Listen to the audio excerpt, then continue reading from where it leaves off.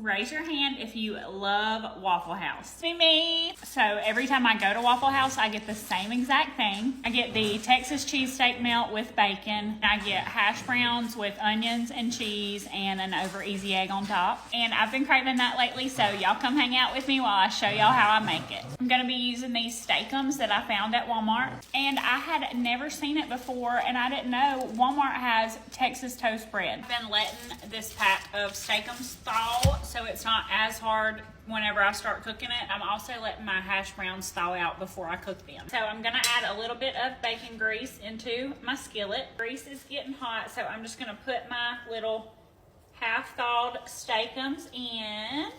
I'll add a little bit of salt and some pepper. Just gonna let this go until it gets a really good sear on the bottom. Just start chopping it up.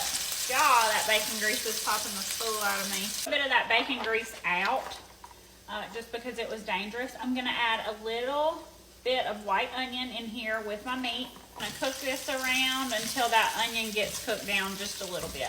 Meat is done, so I'm just gonna get a bowl and move this to the side. Grease is hot. I'm just gonna put my hash browns in.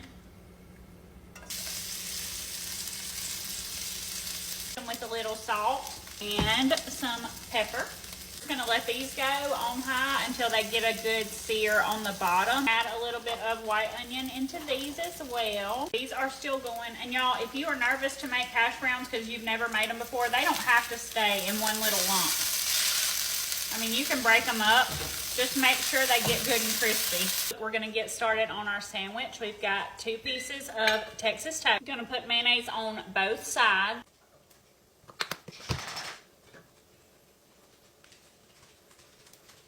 Be careful with it.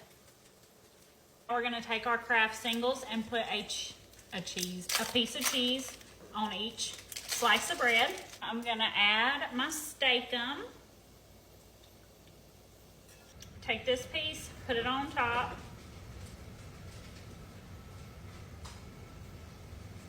Sorry, I'm eating. Now it's gonna go onto my little griddle. That was looking good, so I flipped it, and now I'm gonna do the other side. Here we are, y'all. It looks so good. I just broke into my egg. Y'all, look how beautiful. The bacon on there after the sandwich was done cooking. Let's try